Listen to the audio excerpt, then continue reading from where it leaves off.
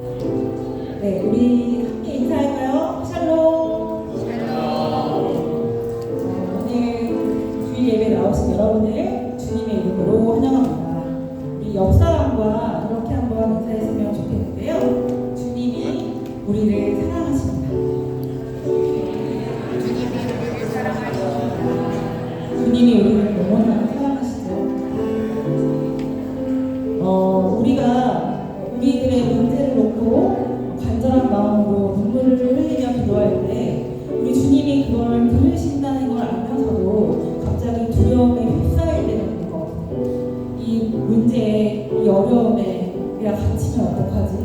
이 문제를 뚫지 못하고 나아가지 못하면 어떡하지? 이렇게 두려움에 휩싸이기도 하는데요. 저는 때로는 이런 생각을 했었던 것 같아요. 하나님께서는 왜 우리에게 이렇게나 다양한 감정을 주셨을까? 그냥 하나님을 기뻐하고 하나님께 담대히 나아가고 하나님을 늘 동행하면서 기뻐하기만을 원하는데 우리에게는 슬픔도 있고 고통도 있고 외로움도 있습니다. 그러나 그럴 때 우리 주님 앞에 입술로 선포하는 은혜가 있기를 원하는데요. 주님 앞에 간구하는 이 문제를 통해 내 삶에 좋은 것을 주시는 아버지 되신 하나님께서 가장 좋은 길로 완전한 길로 이끄시를 믿는다라고 우리 믿는 자에게는 능치 못한 일이 없다라고 고백하면서 나아가기를 원합니다. 그래서 오늘 이 예배를 통해서 우리가 문제 앞에 넘어가지는 것이 아니라 그 문제 안에 주님을 믿고 더욱더 나아가고 주님의 뜻을 구하며 나아가는 그런 은혜로운 예배가 되기를 소원합니다.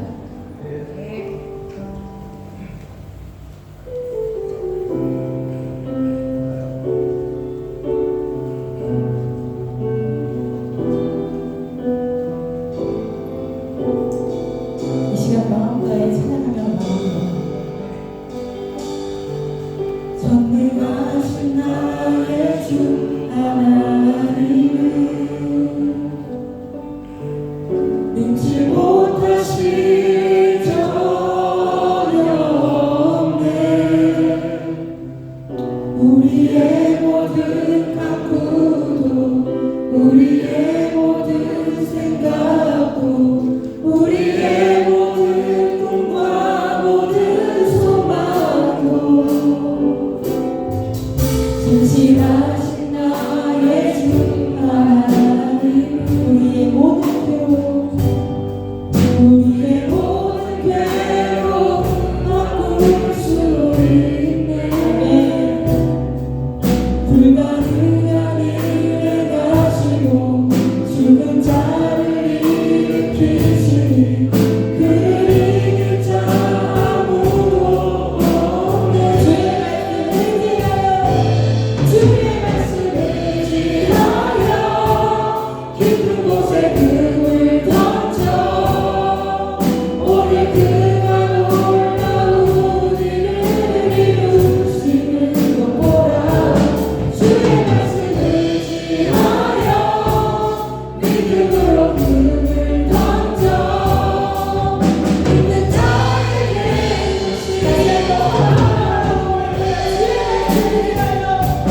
주의 말씀을 의지하여 깊은 곳에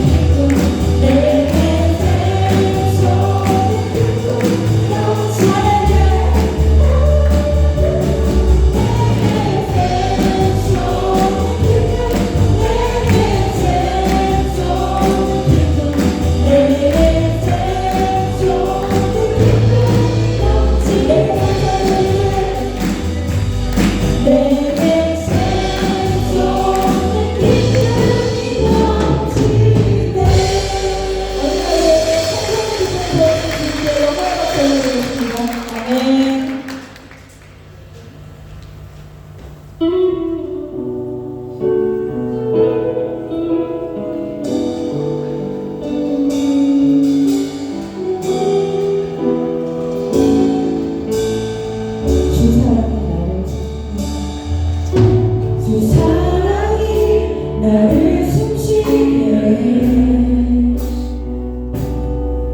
세상 그 어떤 어려움 속에도 주 은혜로 나를 돌보시며 세상 끝날까지 지켜주시는 주 사랑이 나를 이끄시네 주 사랑이 나를 이끄시네 내가 갈 수 없는 그곳으로 주의 사랑 나를 붙드시며 주의 사랑 나를 붙드시며 세상 끝날까지 인도하시는 주님만이 내 아픔 아시며 주님만이 내 마음을 만지네 어느 누구도 나를 향하시 주님의 사랑을 끊을 수 없네 주님만이 내 능력이시며 주님만이 나의 구원이시네 어느 누구도 나를 향하시 주님의 사랑을 우리 마음 다해 고백하고 주님만이 내 앞을 마시며 주님만이 내 마음을 만지네 어느 누구도 나를 향하시 주님의 사랑을 끊을 수 없네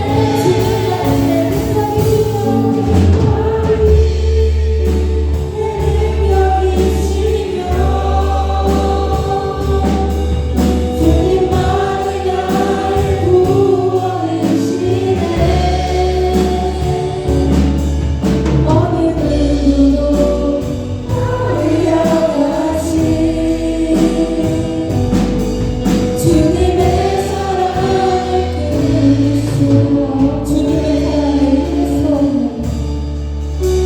주님의 사랑을 끊을 수 없네 주님의 사랑을 끊을 수 없네 이 시간 잠깐 기도하기 원하는데요 우리 각자의 어려움을 놓고 기도하기 원합니다 주님 제가 이런 어려움이 이런 문제가 있습니다 이 문제를 놓고 주님께 기도하며 온전히 주님만이 나의 능력이시고 도움되신다고 선포하며 나아가길 원합니다. 주님 어려운 문제 속에 나의 마음도 감정도 함께 어려움을 지나고 있습니다. 주님 붙잡아 주시고 그 문제들이 정말 주님의 뜻을 구하며 저희가 나아갈 수 있게 해달라고 이 시간 기도하며 나아가겠습니다. 주님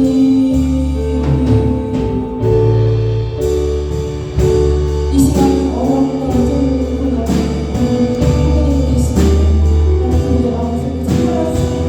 이루어주시옵소서. 하나님 그 어려움과 문제를 지나고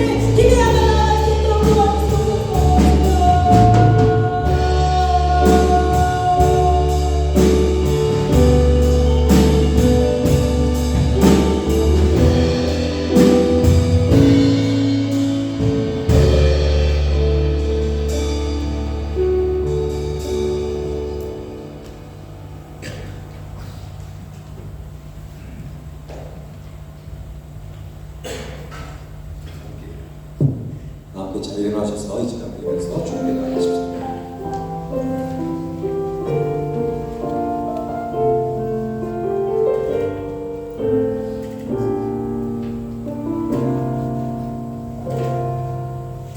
나는 하나님을 예배하는 예배자입니다. 내가 서 있는 곳 어디서나 하나님을 예배합니다. 내 영혼 거룩한 은혜를 향하여 내 마음 완전한 하나님 향하여 이곳에서 하루 이 시간 하나님을 예배하라.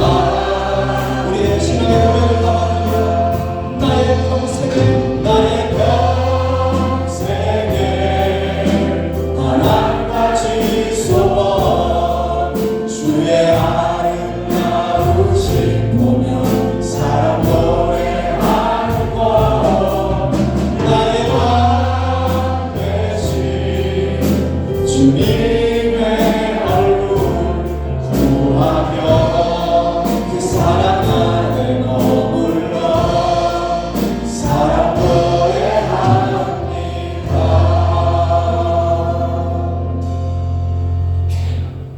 항상 기뻐하라. 쉬지 말고 기도하라. 범사에 감사하라. 이것이 그리스도 예수 안에서 너희를 향하신 하나님의 뜻입니다. 살아계신 하나님, 우리의 삶이 고달프고 힘들지라도 주 안에서 항상 기뻐할 수 있는 신실한 믿음을 주시옵소서. 우리의 입술에서 감사와 찬양이 끊이지 않게 하여 주옵소서. 오늘 예배를 통해 우리 안에 있는 기쁨과 감사가 회복되는 살아있는 예배가 되게 하옵소서. 예수 그리스도 이름으로 기도하옵나이다. 자리에 앉으셔서 이 찬양 드리겠습니다.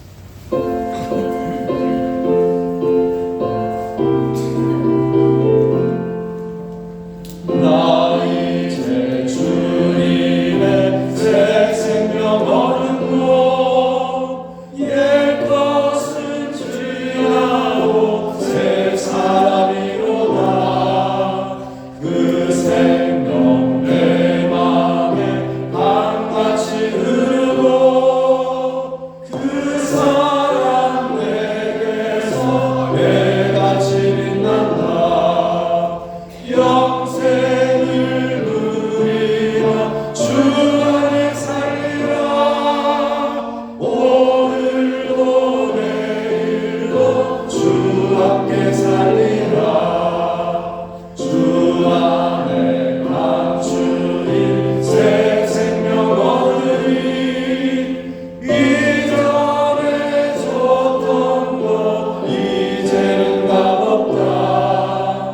하늘의 은혜와 평화를 맛보니 찬송과 기도로 주 함께 살리라.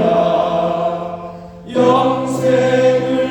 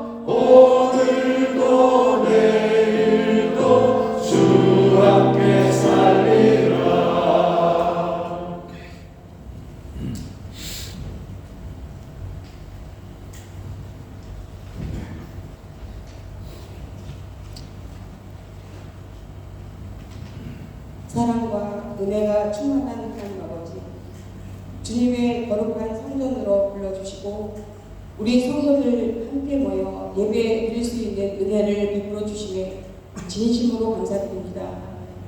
이 시간 모든 근심, 걱정 내려놓고 주님께 집중하며 예배드리길 원합니다. 우리의 마음을 열어주시고 찬양과 기도와 말씀을 통해 주님 살아있음을 경험하는 복된 예배의 시간이 되게 하옵소서.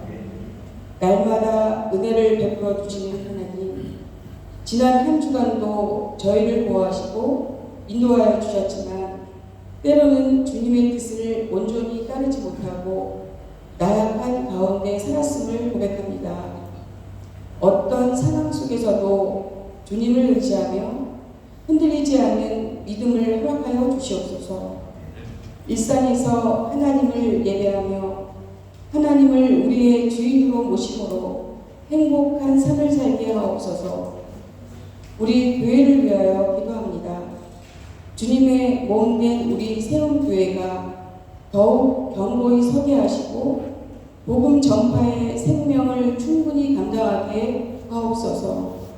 우리 발리 세움교회를 섬기는 모든 손길들에게 기쁨과 능력을 더하여 주셔서 우리 전 성도가 간절하게 기도함으로 우리 교회를 통해 모든 영혼들이 주님을 만나는 놀라운 역사가 일어나게 하옵소서. 여러 가지 문제를 두고 기도하는 우리 성도들, 그 간절한 기도에 귀를 기울여 주셔서 원하는 모든 것들이 하루속히 해결되게 하옵소서. 성도들의 가정과 일터마다 하나님께서 지켜주시고 주인이 되어주셔서 감사가 넘치는 모든 가정에게 은혜 내려 주시옵소서. 말씀을 전하시는 우리 정문교 목사님께 성령 충만함을 더하여 주시고 그 말씀을 통해 우리의 삶을 변화시키는 능력이 되게 하옵소서. 우리 목사님과 가정, 주님께서 건강 또한 책임져 주실 줄 믿사옵니다.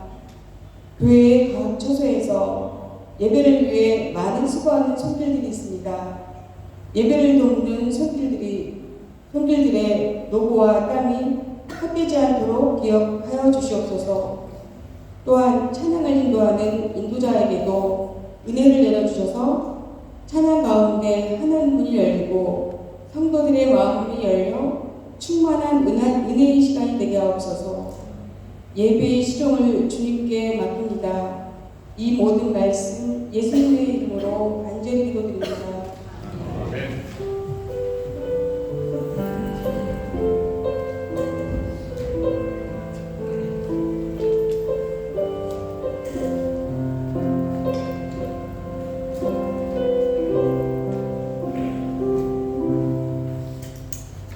이 예물을 하나님께 공헌하겠습니다.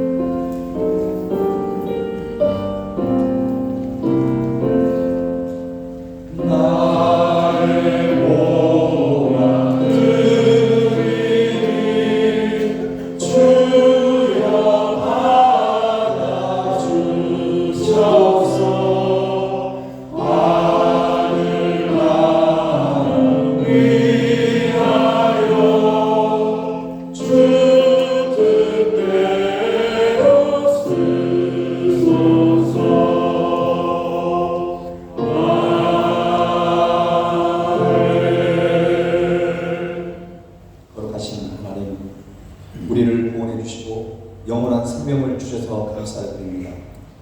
영적으로 딱한 이 땅에 살아가고 있지만 우리가 승리할 수 있는 말씀과 기도의 능력을 또한 주시니 감사합니다. 사순절 기간을 보내면서 우리의 마음과 성품이 더욱 주님을 닮아가는 그러한 의미 있는 시간들이 되기를 원합니다. 주님을 삶의 주인으로 모심으로 우리가 먹든지 마시든지 무엇을 하든지 하나님의 영광을 위해서 살아가는 우리 사랑하는 모든 발리선교 성도들이 다 되게 하여 주옵소서. 오늘 또 마음과 뜻과 정성을 다하여 주님 앞에 귀한 예물을 드립니다. 모든 물질이 하나님으로부터 왔다는 사실을 깨닫고 물질의 주인 되신 주님 앞에 또 정직이들의 사명을 감당하기 위하여 주님 앞에 10의 1조를 드립니다. 주님께서 기뻐 받아주시고 하늘 창고에 가득 채워주시기를 원합니다. 또한 감사 예물을 주께 드리는 손길들 모든 영광을 하나님께 드리는 그 손길을 기뻐 받아주시고 저들의 삶의 현장 속에서 늘 감사가 넘치는 그 놀라운 은혜를 더하여 주옵소서. 잃어버린 영혼들을 구원하기 위하여 주님 앞에 선교 예물을 드리는 손길이 있습니다. 무엇보다도 이 땅에 하나님의 나라를 세워가고 잃어버린 영혼들을 구원하는 일의 예물이 아름답게 쓰임받게 하여 주옵소서. 하나님, 각 기관에 세우신 임원들과 각 부서의 청지기과 섬기비들이 있습니다. 저들을 축복하여 주시기를 원합니다. 주가 주신 힘으로 넉넉히 감당하는 은혜를 더하여 주옵소서. 특별히 비전하우스와 후다와 마을과 문둥마을 사역 그리고 목요 한국어 교실과 특별히 발리에서 한글 학교를 위해서 수고하는 귀한 사역자들 가운데 건강을 허락하여 주시고 하나님의 저들의 수고와 헌신을 통하여 많은 영혼들이 주님께 돌아오는 아버지 놀라운 축복의 통로, 복음의 통로로 저희들을 사용하여 주옵소서. 특별히 우리 사랑하는 성도들의 사업장과 직장을 위해서 기도합니다. 너무나 경제가 어렵고 여러 가지 힘든 상황 속에 있지만 성령의 지혜를 더해 주시고 아버지 하나님 그 모든 사업장의 주인 되시는 주님 앞에 모든 걸 맡겨 드립니다. 주님께서 필요한 것들을 공급하시고 필요한 사람들을 붙여주셔서 하나님의 살아계신 역사가 우리의 삶의 현장 속에서 경험되어지는 그 은혜를 우리에게 부어 주옵소서. 조국 대한민국 복음으로 하루빨리 통일이 되게 하시고 하나님 아버지 많이 나눠져 있는 분열되어 있는 모든 생각들과 아버지 하나님 그 많은 일들이 다시금 주님의 사랑으로 하나 되는 그 은혜를 허락하여 주시기를 원합니다. 그래야 세계 선교 사역을 감당하는 조국 한국교회가 되게 하여 주옵소서. 특별히 이 시간 한우들 위해서 기도하오니 이 시간 찾아가셔서 모든 연약함 가운데 성령의 치료의 강설을 발하여 주셔서 온전히 깨끗이 아버지 하나님 낫고 회복되는 그 은혜를 부어 주옵소서. 우리의 생사화복을 주관하시는 분은 오직 하나님께 있음을 저희들이 기억합니다. 하나님 주님께서 긍휼을 베풀어 주시고 치료의 은혜를 허락하여 주옵소서. 한국교회와 협력하여 기도와 물질로 후원하는 모든 선교기관들이 아버지 하나님이여 선교의 열매를 풍성히 맺게 하시고 하나님이여 모든 사역하시는 선교사들 가운데 성령의 충만한 능력 가운데 영적 싸움에 승리하는 모든 선교사님들이 다 되게 하여 주옵소서. 여행 중에 주님 앞에 예배하는 귀한 영혼들도 있습니다. 섬기시는 교회과 그들의 가정을 축복하시고 저들의 기도의 제목들이 풍성한 열매로 나타나는 그 은혜를 허락하여 주옵소서. 특별히 수험생의 길을 걷고 있는 우리 학생들 하나님이 주신 꿈과 비전의 길을 걷는데 부족함이 없게 하시고 특별히 시험 중에 있는 우리 자녀들 성령의 지혜를 통해 맡겨진 모든 것들을 넉넉히 감당하는 그 은혜를 부어 주옵소서. 감사와 찬양을 드리며 예수님의 이름으로 기도하옵나이다.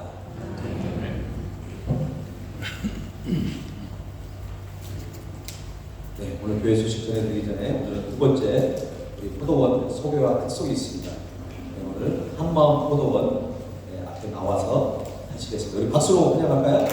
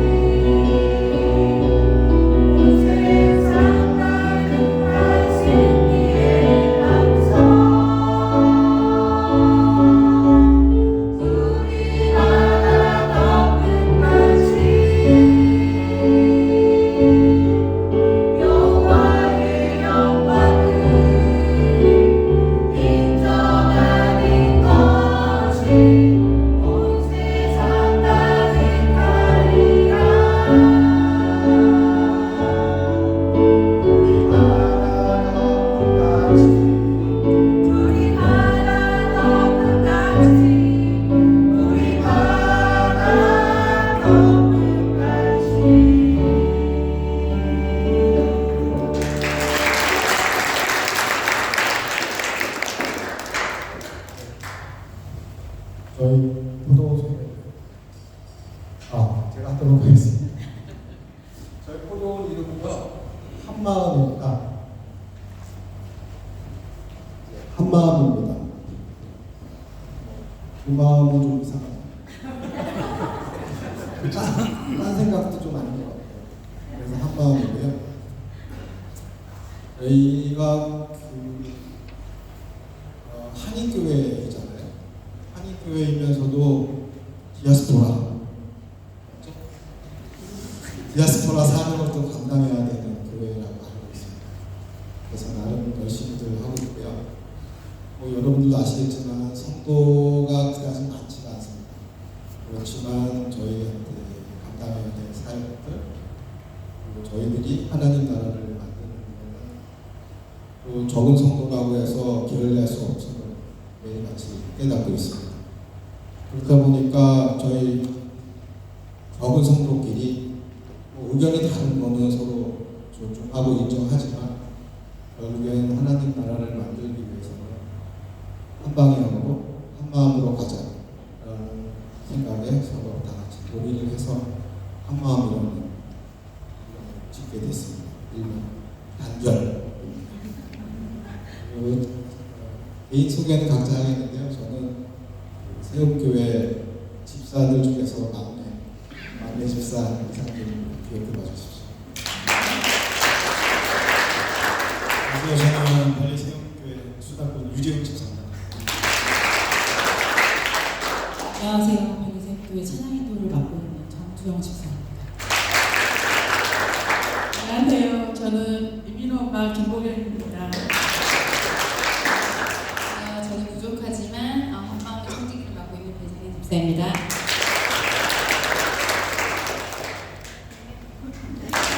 네, 잠깐만 계시고요. 네, 우리 오늘 한마음 포도원 너무나 찬양을 너무나 정말 잘해주셨습니다. 너무 감사하고요. 네, 두 마음이 안 된다고 말씀하셨는데 맞는 얘기입니다. 주님 안에서 우리는 하나인 줄 믿습니다. 우리 이분들을 주님의 사랑으로 축복하겠습니다. 사랑해요, 축복해.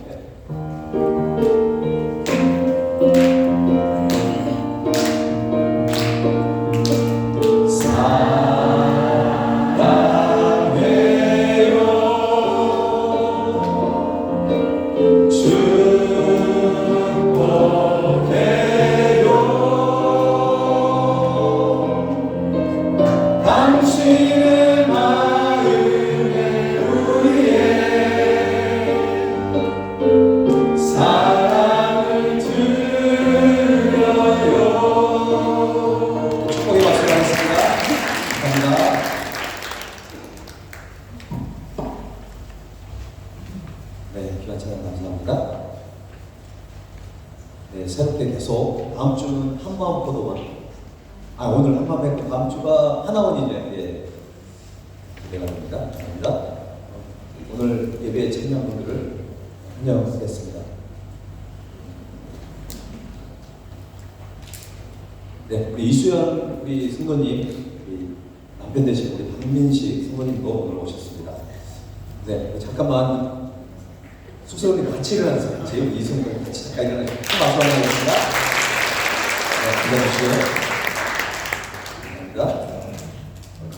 한마음교회 선교회 정재원 우리 선생님. 네.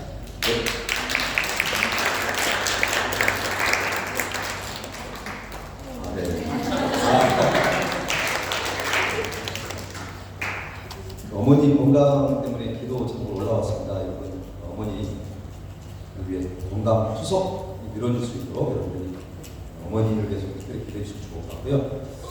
백준영 기념교회에서 오웅씨 유슬기 선생님이십니다. 네.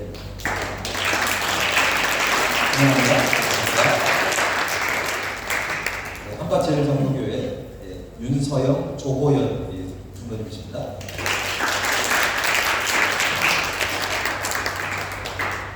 네, 신혼여행 오셨어요. 신혼여행 맞죠? 예.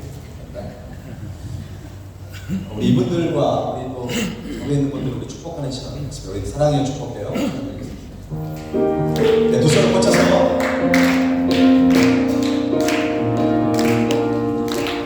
사랑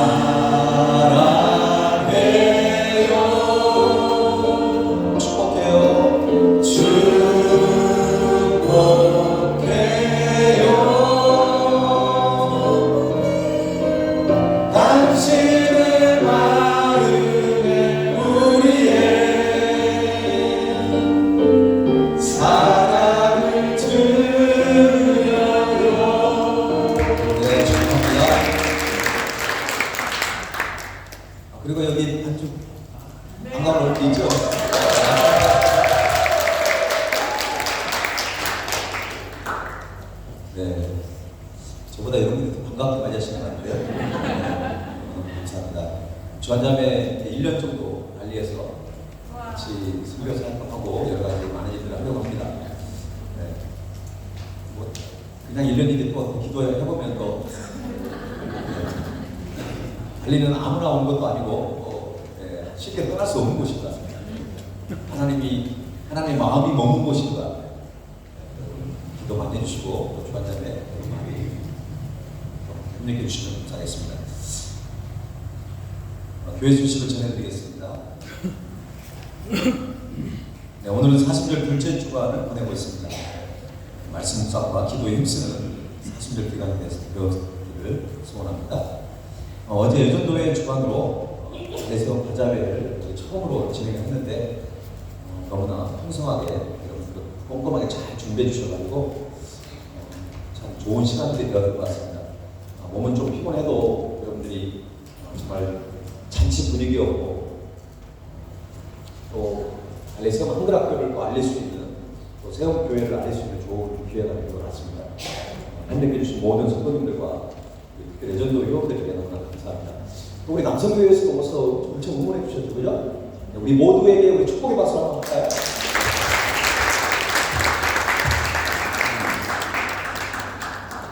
네, 올해는 이제 행사들이 많습니다.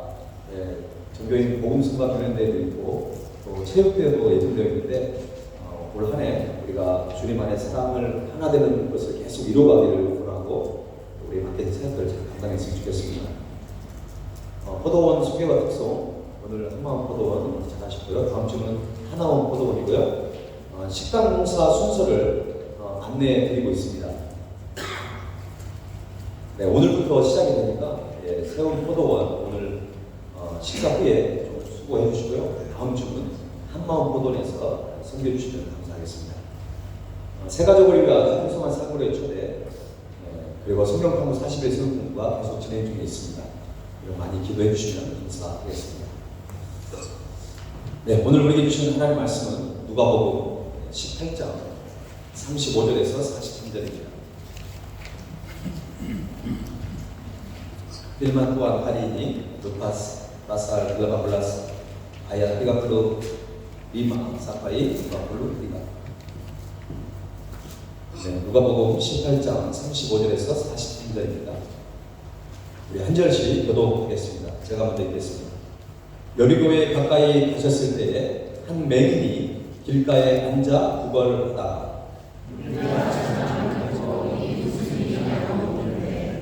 그들이 나사렛 예수께서 지나가신다 하니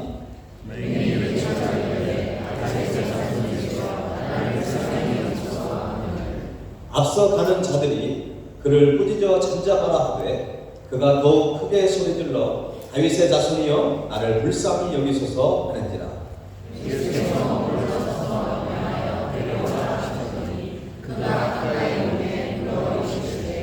내게 무엇을 하여 주기를 원하느냐 이르되 주여 보기를 원하나이다. 예수께서 그에게 이르시되 보라 내 믿음이 너를 구원하였느니라 하시매.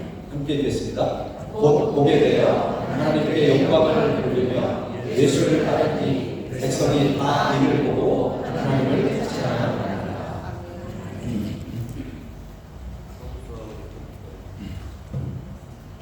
예수님께서는 공생의 3년 동안 굉장히 바쁘게 시간을 보내셨습니다.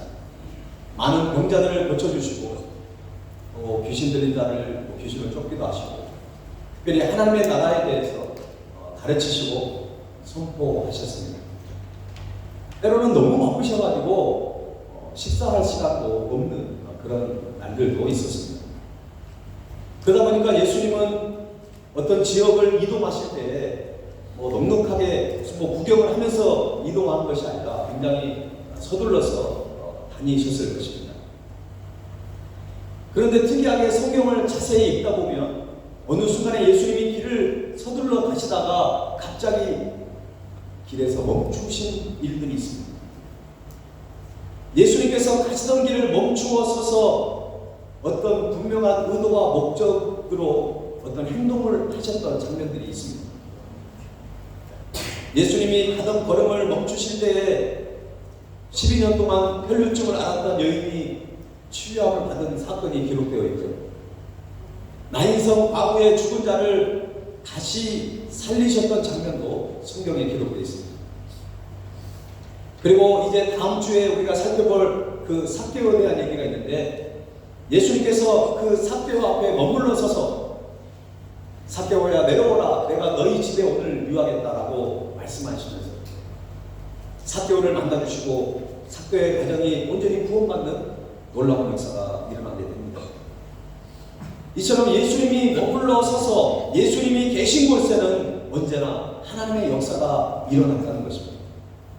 오늘 본문도 마찬가지입니다. 예수님께서는 여리고를 지나서 이제 예루살렘으로 향해서 가고 있습니다. 예루살렘을 성을 향해 길에 나섰다는 것입니다. 우리가 알다시피 예수님은 이제 예루살렘 여행을 이제 가게 되는데, 그것은 다시 돌아올 수 없는 마지막 길이었습니다. 얼마 후면 십자가에 못 박혀 죽으셔야 하기 때문에 비장한 각오로 이제 예루살렘 성을 향해서 예수님은 걸어가고 계신 것입니다. 그런데 주님께서는 여리고를 막 지날 때 한 시각 장애인이 예수님을 향해 큰 소리를 치는 소리를 듣게 됩니다. 그는 이렇게 외칩니다. 다윗의 자손 예수여, 나를 불쌍히 여겨달라고 그렇게 외치기 시작했습니다.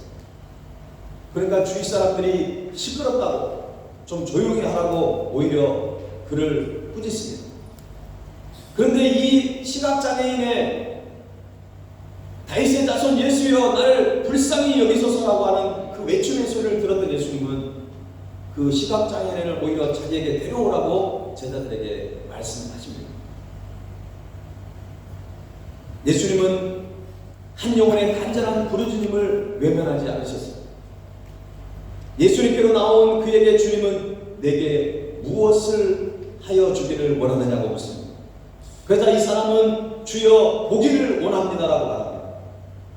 주님은 그에게 보라, 내 믿음이 너를 구원하였느니라고 말씀하셨습니다. 그러자 그 순간 이 사람은 두 눈을 뜨게 됐고 그리고 보게 되었습니다. 놀라운 기적이 일어난 것입니다. 여러분, 오늘 본문의 말씀은요, 마태복음이나 마가복음에도 나와 있습니다. 마태복음 20장과 마가복음 10장에도 오늘 이 본문 내용이 동일하게 나오고 있습니다.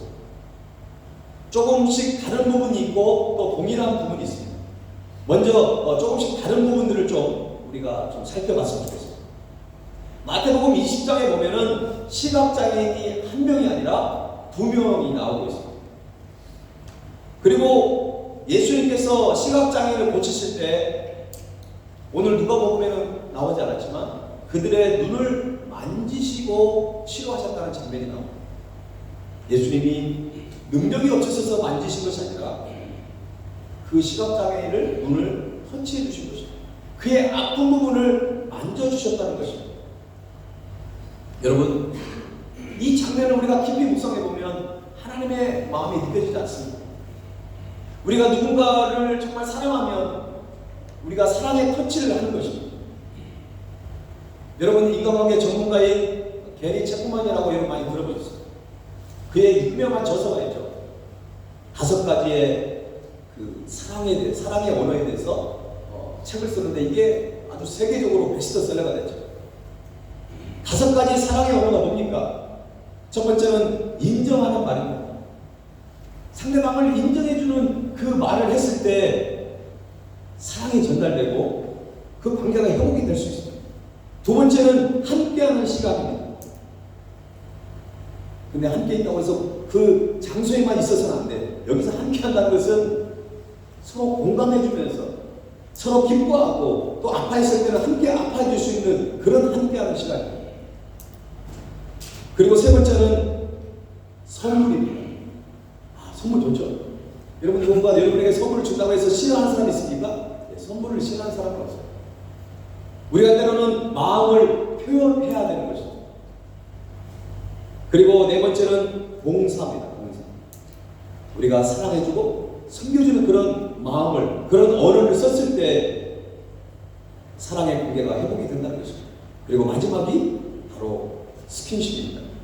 피지컬 터치를 해줘야 된다는 것이죠. 여러분, 그런데 여러분이 좀 조심해야 될 게 있습니다. 사람마다 이 5가지를 다 좋아하는 건 아니에요. 어떤 사람은 스킨십을 싫어하는 분들이 있어요. 그런데 거기다 대놓고 오늘 설교 듣고 집에 가가지고 당장 스킨십을 너무 심하게 했다가는 여러분 집에서 쫓겨날 수도 있습니다. 오늘 이 5가지 언어는 그 상대가 어떤 언어를 좋아하고 또 어떤 언어를 필요로 하는지를 먼저 우리가 잘 파악을 해야 합니다. 우리가 지금 가정 안에서 인정하는 말이 더 필요한지, 함께하는 시간이 필요한지, 아내에게 남편에게 선물이 필요한지, 그리고 스킨십이 필요한지를 우리가 좀 생각을 해봐야 한다는 것이죠. 중요한 것은 이 스킨십을 통해서 우리가 사랑의 언어를 할 수가 있어요. 이 게리 캐처먼은 그렇게 얘기합니다. 스킨십은 비언어적으로 감정을 전달할 수 있는 가장 강력한 방법이라고 합니다. 우리가 상대방의 머리를 쓰다듬고 애정을 담아서 안아주면 어떤 마음이 듭니까? 아, 그래, 나는 혼자가 아니지. 행복한 감정을 우리는 느끼게 되는 것입니다. 우리가 비싼 어떤 돈을 들여가지고 귀중한 어떤 선물을 사서 주는 것도 의미가 있지만, 큰 돈을 쓰지 않더라도 우리가 따뜻한 마음으로 손을 잡아주거나 우리가 안아준다고 한다면 그 자체로도 엄청난 사랑을 서로 확인할 수 있게 된다는 것입니다. 생물학적으로 신체 접촉을 하면요, 옥시토신이라고 하는 호르몬이 촉진이 된다고 합니다. 그래서 지친 사람들에게 안정감을 주게 되는 것입니다. 여러분, 저희 세대 때는 부모님들이 저희들을 이렇게 안아주면서 사랑한다 이런 얘기 잘 못 들었어요. 그래서 저도 결혼해가지고 저희 자녀들에게 사랑한다 이렇게 스킨십을 하는 게 참 어색하고 힘들었습니다. 그래도 여러분 노력해야 돼요. 그래서 우리 부모님들은 우리 자녀들을 많이 안아주시고, 또 기도할 때도 그냥 기도하지 마시고 손을 얹고 기도해 주시고 축복해 주시고, 그렇게 어루만져주는 그 스킨십을 통해서 우리는 안정감을 느끼게 되고 행복감을 느끼게 되는 것입니다. 여러분, 우리 자녀들도요, 부모님한테 좀 때로는 안겨주세요. 부모가 이렇게 안아주려고 하면은 막 도망치는 우리 친구들이 있는데 그러지 말고. 때로는 부모님도 힘들 때가 있어요. 여러분이 때로는 부모님 좀 힘들어 보이면 가서 안아주면서 아빠, 내가 아빠를 위해서 기도하고 있어. 경험이 없죠? 엄마, 내가 부족하지만 엄마를 위해서 기도하고 있어. 난 엄마 편이야. 이런 말을 좀 해보세요. 그러면 그 다음에 바로 용돈이 달라지는 거야.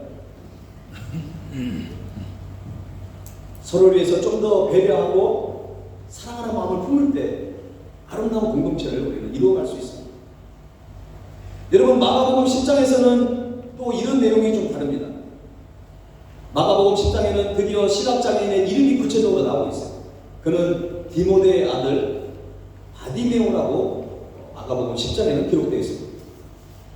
예수님께서 부르셨을 때, 그런데 특이한 장면은 뭐냐면 바디메오가 겉옷을 버리고 예수님께 나아갔다고 하는 그런 장면이 기록이 되어 있습니다. 자신이 가지고 있었던 귀한 것을 과감하게 내려놓고 바로 주님께로 나아간 바디메오가 어떻게 예수님께 나아갔는지를 우리에게 보여주고 있습니다. 그리고 오늘 누가복음 18장, 오늘 본문의 말씀에만 나와 있는 내용들이 또 있습니다. 그것은 시각장애인이 예수님으로부터 치유받은 다음에, 마태복음이나 마가복음에는 기록되어 있지 않는데 오늘 본문에는 이 치유받은 시각장애인이 하나님께 영광을 돌리는 장면이 있습니다. 하나님께 영광을 돌리는 장면이 있고, 뿐만 아니라 바디메오가 치유되고 회복되는, 그리고 하나님 앞에 영광을 돌리니까 많은 사람들이 그것을 보고 함께 주님을 찬양했다고 하는 그 아름다운 장면이 오늘 본문에는 기록이 되어 있다는 것입니다. 여러분, 이처럼 한 사람의 변화는 그 한 사람으로 끝나는 것이 아닙니다. 주위의 많은 사람들에게 엄청난 영향을 주게 되는 것입니다.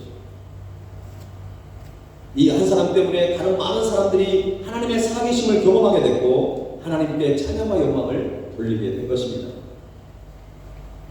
하나님께서는 저와 여러분을 만나주시고 구원을 베풀어 주시는 것은 나 한 사람뿐만 아니라 바로 여러분 주위에 있는 많은 영혼들을 향한 하나님의 계획이 있는 것입니다. 저와 여러분을 통해서도 많은 사람들이 은혜를 경험하는 그 은혜가 여러분 주위에 많은 일어나기를 주님의 이름으로 간절히 축원합니다. 자, 그러면 마태복음과 마가복음과 누가복음에 모두 다 나와 있는 내용이 뭔지를 좀 나누도록 하겠습니다. 그것은 첫 번째로는 예수님을 다윗의 자손이라고 불렀다는 내용은 이 문가복음서 모두에게 나오고 있습니다. 본문 37절과 38절 한번 먼저 읽어보겠습니다. 자, 여러분 한번 읽어주세요. 시작.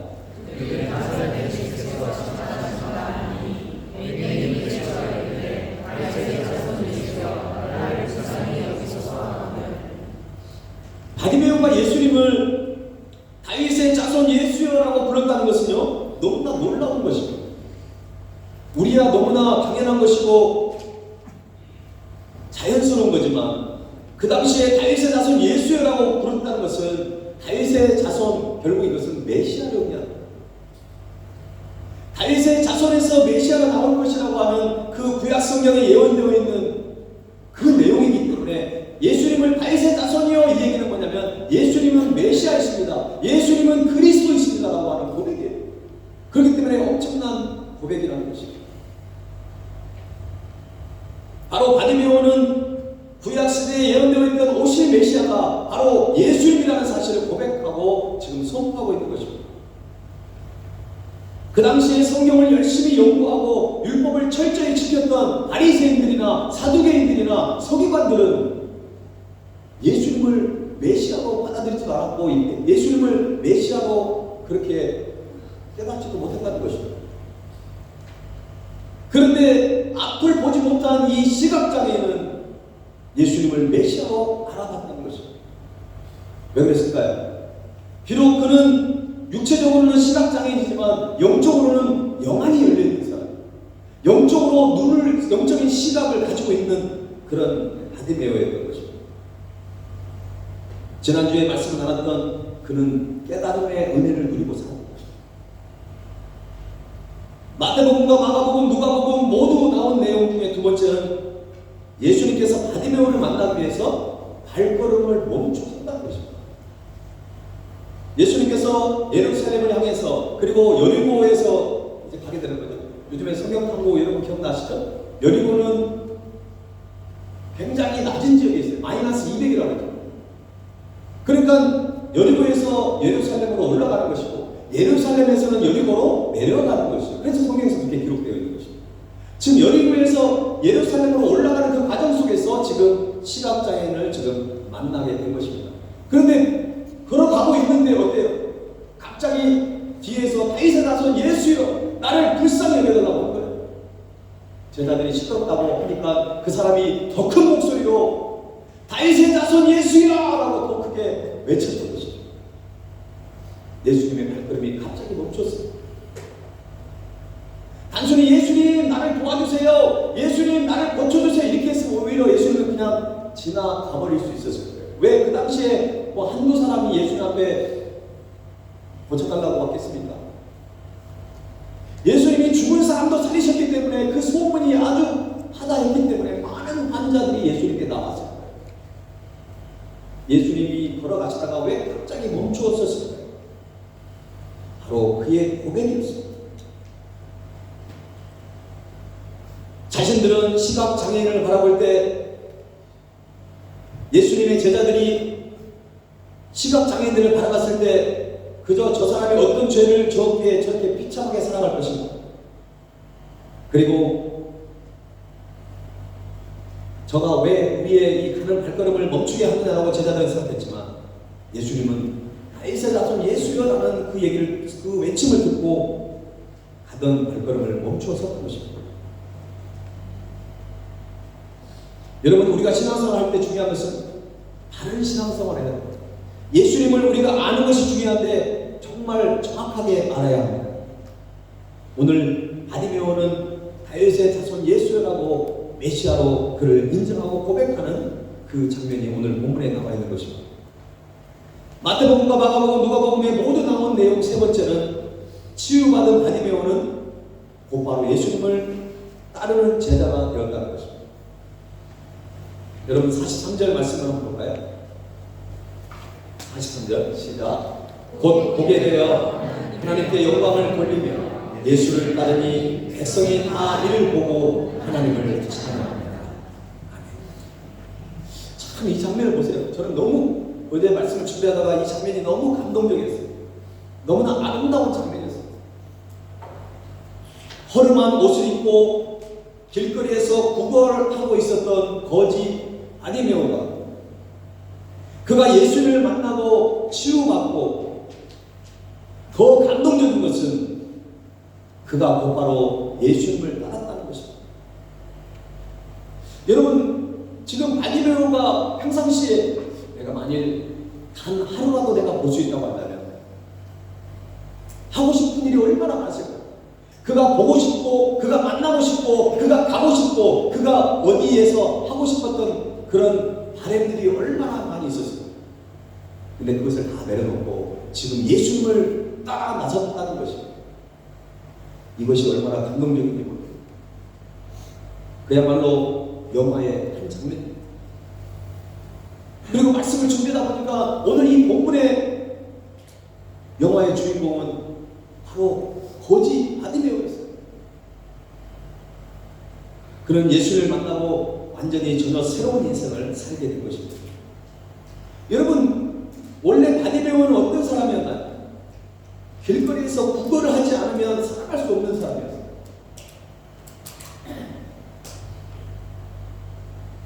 제가 한국에 있을 때 장애인 시설을, 제가 사회복지를 전공했기 때문에 장애인 시설에 봉사를 많이 다녔어요. 그런데 이 장애 아를 가정에 있는 이 가정들은요 정말 힘들어요. 너무나 힘들어하는 경우가 많이 봤습니다. 그런데도요 부모님이 자녀를 케어할 수 있는 이 시각장애인은 그나마 나아요.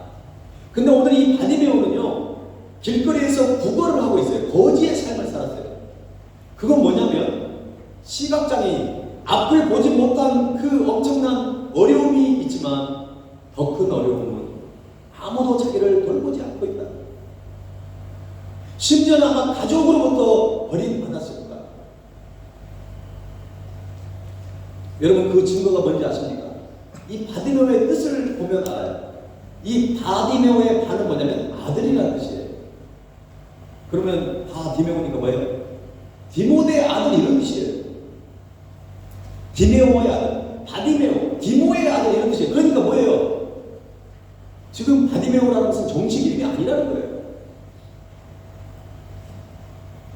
성경에서 우리가 바디메오라고 부르고 있지만 실제로는 그냥 디메오의 아들이라는 뜻이지 그것이 진짜 그 시각장애인의 이름이 아니었어요.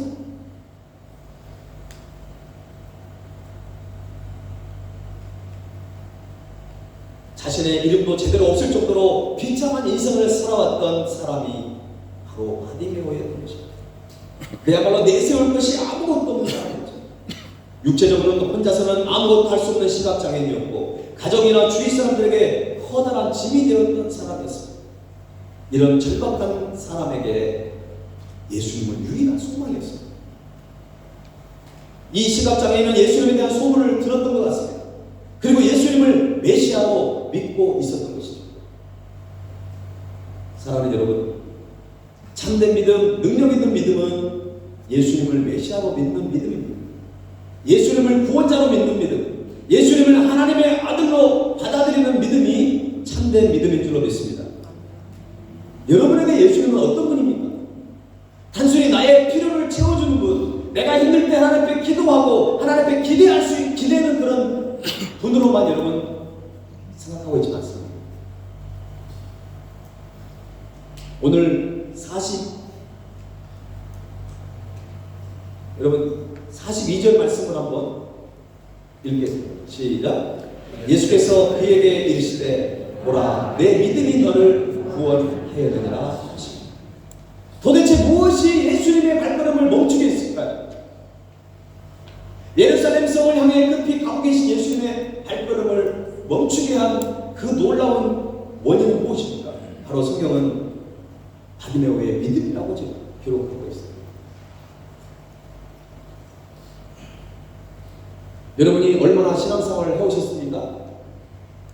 과연 여러분은 예수님의 발걸음을 멈추게 할 수 있는 사건이 있었나요?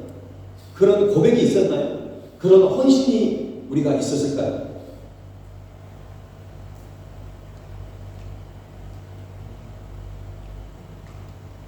물론 조국 대한민국이나 우리의 삶을 보면 예수님이 갑자기 발걸음을 멈추실 때가 있었을 것입니다. 그건 왜냐하면 너무 황당해가지고 멈춰설 때가 있어요. 예수님이 지나가 우리가 크리스천답게 빛과 소맥을 감당해야 되는데 세상 사람들보다 더 악하게, 세상 사람들보다 더 비참한 인생을 살아갈 때 주님은 너무 놀래가지고 발걸음을 멈추실 것 같아요. 그런 멈춤 말고 예수님이 지나갈 때 우리의 인생 가운데 누군가에게 예수님을 전하는 인생을 살고 내가 가진 것이 적지만 그것을 친구들과 이웃들에게 나누는 그런 멋진 인생을 살아갈 때 주님은 걸어가시다가 멈춰서지 않을까요? 주님은 감동하지 않을까요?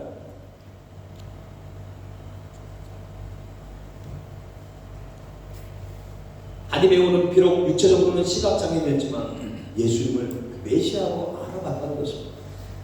그는 영안이 열려있는 사람이었습니다. 따라서 그는 가진 것이 없는 가난한 거지였지만 영적으로는 부유한 사람이었던 것입니다. 바디메오는 영적인 통찰력을 가진 사람입니다. 영적인 통찰력. 우리 학생들은 통찰력이라는 말이 어려울 텐데 인사이트예요. 인사이트라는 사이트가 보는 거잖아요. 근데 인사이트는 뭐예요? 우리의 내면을 볼 수 있는 거예요. 사전에는 이렇게 돼 있어요. 통찰력은 사물이나 현상을 환히 꿰뚫어 보는 능력을 말합니다. 우리가 크리스천으로 살아가지만 우리는 영적인 통찰력을 가지지 않아요. 그냥 통찰력이 아니라 영적인 통찰력을 가지고 있어요. 영적인 통찰력을 가진 사람들은 다른 사람의 아픔이 느껴집니다. 여러분, 우리가 누군가에서 기도할 때 그 사람의 아픔이 느껴지잖아요. 여러분, 이건 이상한 게 아니라 당연한 거예요.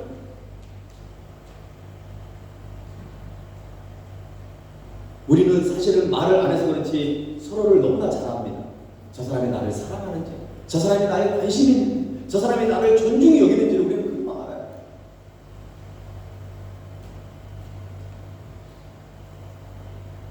저는 오늘 여러분에게 주님의 이름으로 권면드릴 것이 있습니다. 그것은 여러분이 높아지기를 원하지 마시고 우리의 속사람이 더 깊어졌으면 좋겠습니다.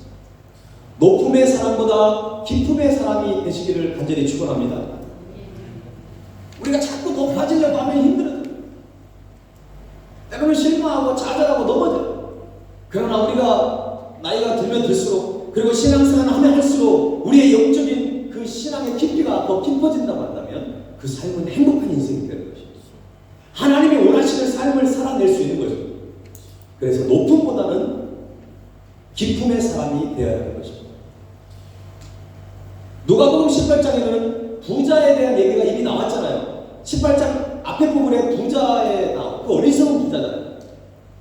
그 부자가 완벽한 사람이에요. 그야말로 사회적으로 신분이 높은 사람이었어요. 돈도 많았어요. 율법도 철저히 지킨 사람이었어요. 예수님이 뭐라고 했을까요?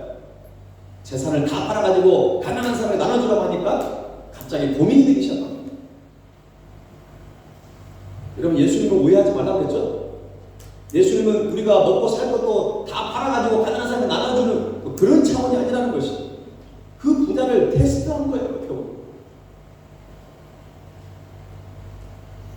그런데 이 같은 18장 안에 그 어리석은 부자와 더불어 오늘은 인생의 정말 밑바닥에 있는 거지 바디메오가 있어요.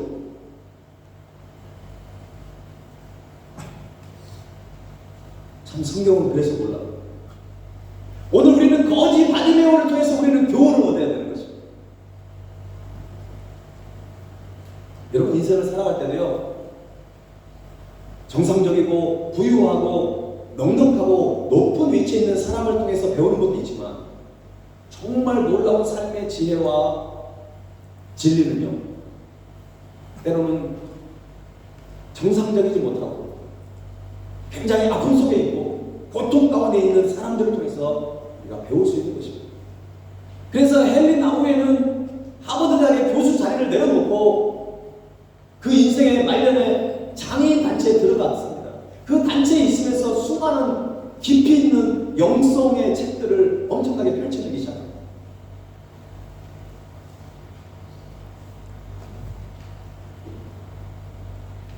자, 여러분, 높음의 사람보다 기쁨의 사람이 되어야 돼요. 영적인 통찰력을 가지게 되면 다른 사람의 마음이 아픔이 느껴지게 되는데 그 아픔이 느껴질 때 우리는 어떻게 해야 될까요? 그 사람을 내면이 들여다 보이기 때문에 그것을 상처를 들춰내는 것이 아니라 그 사람을 정죄하고 비판하는 것이 아니라 우리는 그 상처를 싸매주고 그 아픔을 공감해줘야 하는 것입니다. 영적인 통찰력도 은사거든요. 하나님이 우리에게 주신 선물이에요. 은사는요, 생명을 살리는 일에 써야 합니다. 여러분, 부부싸움 할 때 절대 하나님 말씀을 들이대면서 싸우지 마세요. 하나님이 그러라고 말씀 주신 게 아니에요.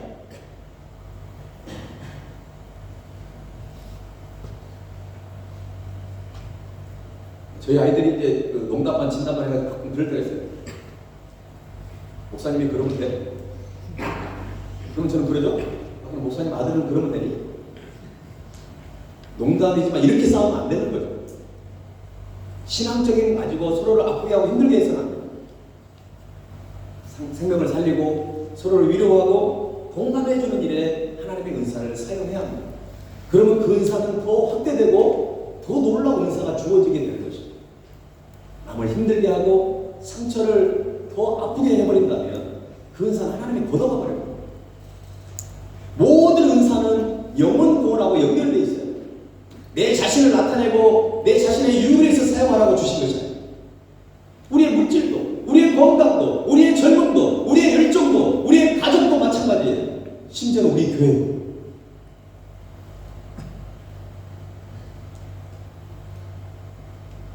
오늘 본문에서 바디메오가 어떤 믿음의 사람인지를 볼 수 있는 장면 하나를 더 이제 알려드리고 말씀을 마치려고 합니다. 41절 말씀을 보겠습니다. 자, 같이 읽겠습니다. 내게 무엇을 하여 주기를 원하느냐? 이르되 주여 보기를 원하느냐? 너무 평범한 말씀이긴 하지만 아니 지금 바디메오가 사실은 내게 무엇을 하여 주기를 원하느냐 그러면 어떻게 했을까요? 평범하게 생각한다면 저에게 뭐 100데나리온을 주세요. 아니면 뭐 10달란트를 주세요. 뭐 이렇게 할 수 있잖아요. 쉽게 말하면 저한테 한 푼 주세요. 뭐 이렇게 얘기할 수 있잖아요. 그런데 오늘 이 시각장애인 바디메오는 보기를 원한다고 이렇게 되어 있습니다. 물론 여러분 입장에서 이렇게 생각할 수 있죠. 아니 당연히 시각장애인이 보기를 원한다고 얘기하겠죠.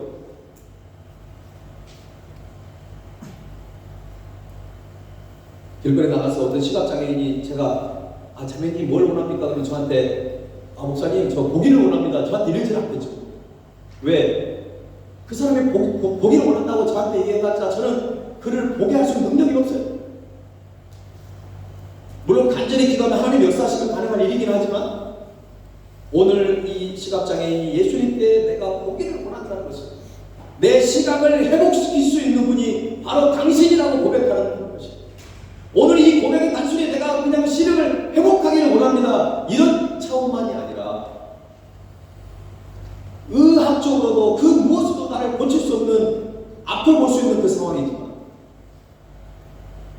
예수님은 메시아이시기 때문에 내가 볼 수 있는 나를 보게 할 수 있는 분이 바로 예수님이라고 지금 오늘 고백하고 있는 장면이라는 것입니다. 많은 돈을 달라고 내가 지금 배가 고파서 가서 음식을 사 먹어야 되기 때문에 돈을 달라고 할 수도 있었지만 이 시각장애인은 그것이 아니라는 것입니다. 그것이 중요하지 않는 것입니다. 당장 내 배를 채우는 것이 중요한 것이 아니라 지금 메시아이신 예수님을 만나는 것입니다. 이분을 통해서 새로운 인생을 출발하는 것입니다.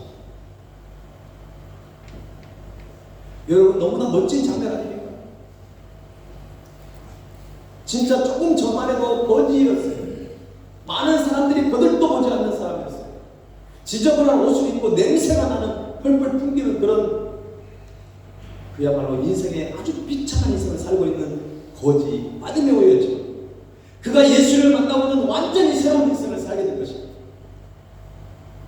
가난하게 살다가 부유하겠다 그 차원이 아니에요. 이 세상에 사람들에게 짐이 되어지고 어떻게 보면은 좀 죄송하지만 이거는 제가 장애인들 비하시키는 것이 아니라 세상 사람들이 이 사람들을 바라볼 때 이 세상에 쓸모없는 사람이라고 생각할 수 있다는 것입니다. 그러나 이제는 생명을 살리고 하나님의 나라를 이루고 갈 하나님의 일꾼된 삶을 사는 길로 들어서게 된 것입니다. 물론 시각 장애인으로 살아가면서도 하나님의 나라를 이루고 가는 많은 좋은 일꾼이 있습니다. 절대 장애가 있다고 해서 그것이 걸림돌이 되지 않습니다. 제가 소록도에 갔을 때 그 할아버지 할머니들이 손가락이 없고 발가락이 문드러져 있지만 시각을 잃어버렸지만 피아노를 왜 이렇게 잘 치시고 하나님을 찬양할 때 뛰며 정말 기쁜 뛰며 찬양하는 모습을 제가 봤어요. 거기에 엄청난 도전을 받은 거예요. 저렇게 찬양을 해야 되는구나. 물론 우리 교회 성도님들이 찬양을 열심히 따라 하시긴 하지만 여러분 우리 또 아직도 멀었어요. 찬양 인도자가 찬양을 준비하기 위해서 얼마나 애쓰고 주님 앞에 기도하며 나아가는데 여러분 너무 쉽게 생각하잖아요. 하나님을 우리가 목소리로 하나님을 찬양할 수 있다는 것이 얼마나 큰 은혜인지요. 마음껏 우리가 하나님을 박수치며 찬양할 수 있다는 것이 얼마나 이것이 하나님 앞에 감사될 제목인지 우리는 예배 드릴 때마다 생각해야 합니다.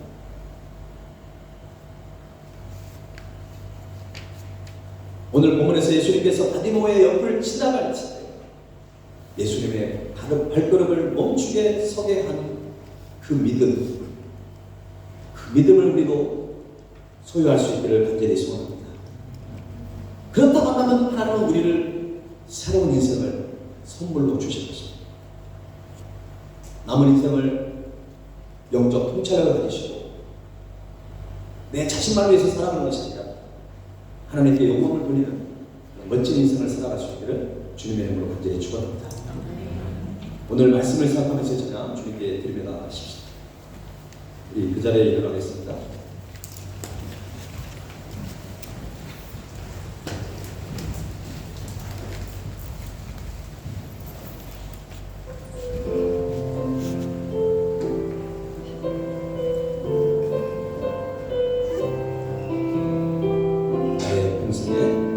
나의 평생에 가장 복된 일을 내가 예수님을 만난 것이라. 나의 평생에 가장 잘한 일을 내가 예수님을 주로 섬긴 것이라. 이 세상 살 동안 내가 걷는 길이 때론 험하여서 넘어질 때도 주의 강한 손이 나를 붙드시니 나는 예수님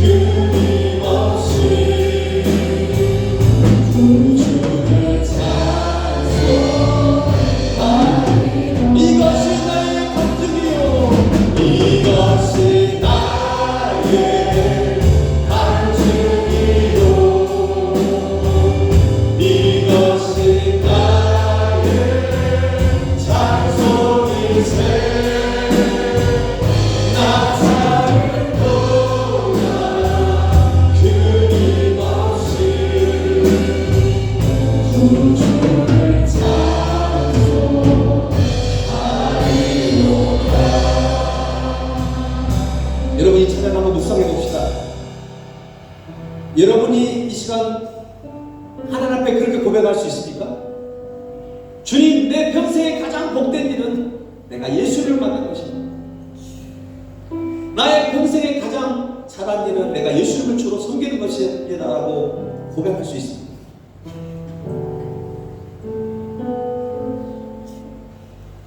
제가 최근에 비전 어워스 아이들을 만나고 부다오 마을 아이들을 만나고 문득 아이들을 만나고 우리 사랑하는 성도들과 함께 신앙생활 하면서 참 마음에 감동 있고 기쁨 있고 감사가 있습니다. 제 스스로 질문을 해왔습니다.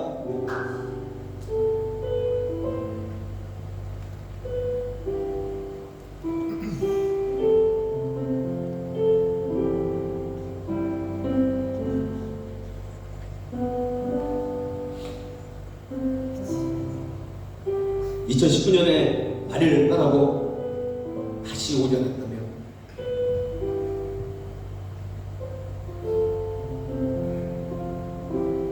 저는 어디서 무엇을 하고 있습니까?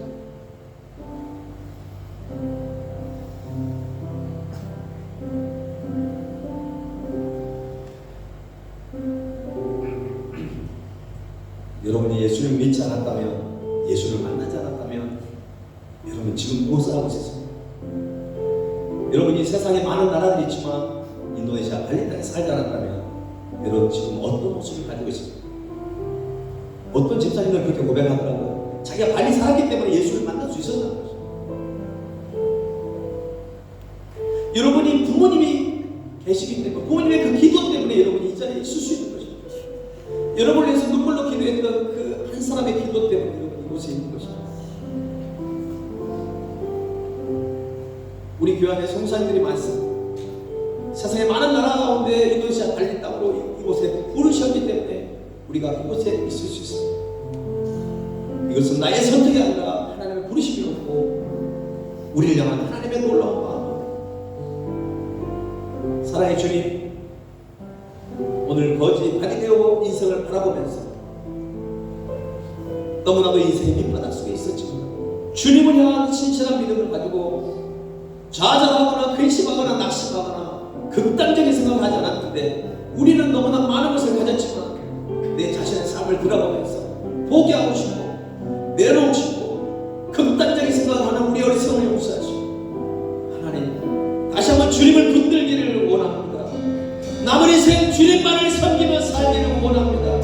남은 인생 빠짐없이 신앙의 고백을 드리는 우리의 삶이 되고 합니다. 이 시간 우리 합심하여 주님의 이름을 우리 크게 부른 다음에 전심으로 기도하겠습니다. 주여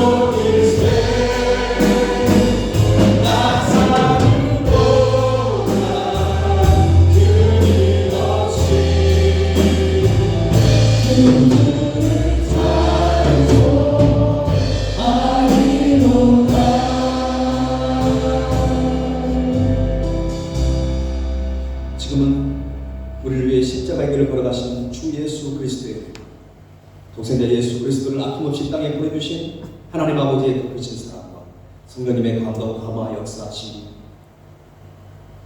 예수님의 발걸음을 멈추게 한 그 받은 후의 믿음을 우리도 소유하여서 영적인 분차력을 가지고 하나님이 기뻐하시는 삶을 살아내기로 마음에 다짐하고 결단하는 주님의 백성들 위해 조국 대한민국과 인도네시아 땅 위에 세계 흩어서 복음을 선포하시는 모든 소매섬의 사역 위에 지금부터 영원토록 함께 하시기를 간절히 축원하옵나이다.